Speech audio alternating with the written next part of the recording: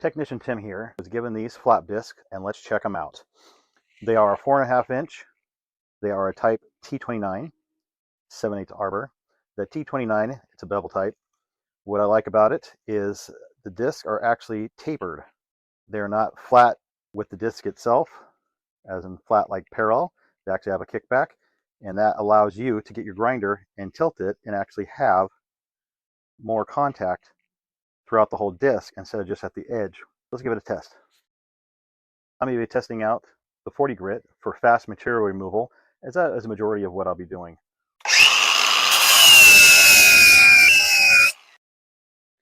So you've got a pretty quick cut on that. Now I'm going to switch over and check out the 120 grit. So let's see how fast the 120 grit removes some paint.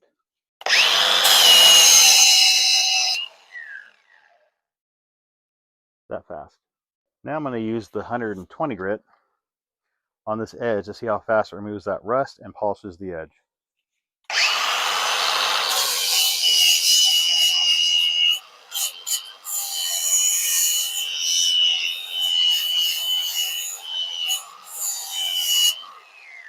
Super fast, super smooth.